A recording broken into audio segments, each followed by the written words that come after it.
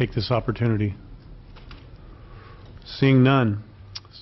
So first of all, I'd like to thank all the panelists who are still here, the members of the committee, and the public for participating in this hearing. One of the things I really do want to acknowledge is all the hard work that went into this with my staff, but especially Melissa, who brought this together, and I want to thank you very much for your hard work on this.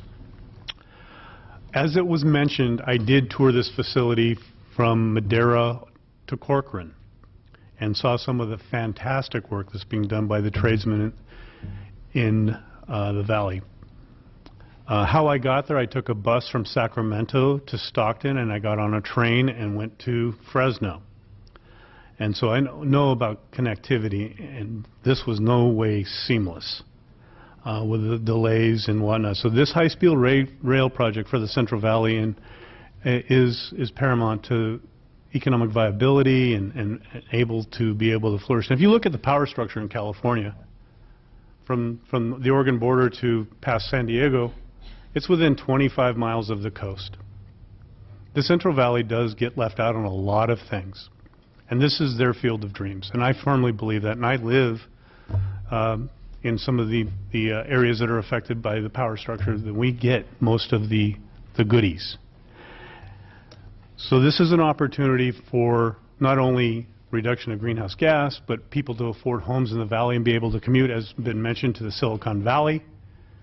This provides opportunity, but we have to be able to pay for it. And that is the legislature's responsibility, to be responsible and be able to have the ability to have input on this business plan. Right now it's every 2 years.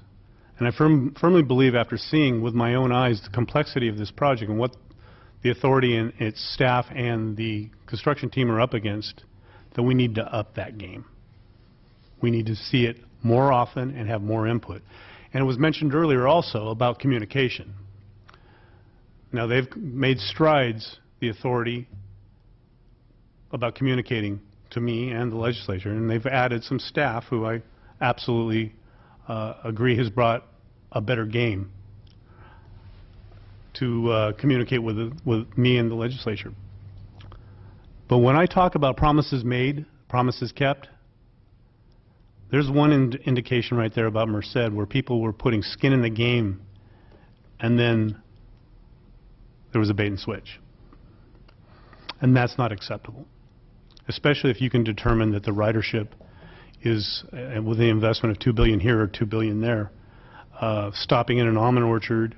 And it's not even a station, it's a stop, because the DIR does not warrant a station there and can't be added. This is a project that is worthy of going forward. It is the largest public works project in the United States, and the first high-speed rail project. And it can be a model for other states in the nation. And it should be, because we do things right. But I do not want this to turn into the next Bay Bridge.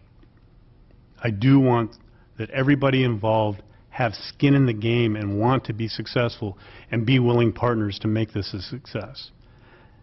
I was a California State general contractor, so I get this, and I understand the complexities and the change orders and the acknowledgement of things changing. You have to go to your adaptive management skills to be able to create opportunity. And as we've said before, it's not been done here. So there are going to be things that need to be worked out, and there has been litigation that has been a challenge from the start, which has put them behind the 8 ball in starting. But that's the democratic process, is people have the opportunity to challenge things that they don't think are right. The voters have voted for this. They have put this faith in not only the authority but the legislature and the governor. And I applaud the governor for actually accessing cap-and-trade funds, because the commitment was for $9 billion to be spent of general obligation funds going forward. So I'm hoping that we can better communicate. I'm going to insist on more oversight and look forward to the authority being proactive and communicate with local jurisdictions, making sure MOUs are tightened up and investments are made, and building a better relationship with the legislature so they want to be a willing partner. One of the things that was a little bit scary to me, as the Secretary had mentioned, was that he feels, or maybe the California Air Resource Board feels, that the AB 32 money, or cap and trade, doesn't sunset in 2020. That's a matter of interpretation. I don't think this legislature saw that when SB 32 didn't make it last year. And so I would like to make sure that we have a willing effort for that commitment of dollars, that there is consistency and the ability to make sure that, as the governor has stated, that we have the ability to continue funding this, and it's bondable, that there is a commitment and certainty. This project is worthy of being a model to be something proud of. And so I'm looking forward to continuing this conversation with the authority, with the public. I will remind the public and my committee members and the panel that the draft comment period is coming to a close, and I would insist that you get your comments in shortly so that they can be addressed by the authority. And we need to consider that going forward as the final plan for this segment, if in fact the authority ratifies that going forward. So I want to thank everybody for being here, and this isn't over. We're going to continue this to make sure that the people are getting what they're paying for, and that we're not going to step over a dollar to pick up a dime moving forward. So thank you, everybody. This hearing is adjourned.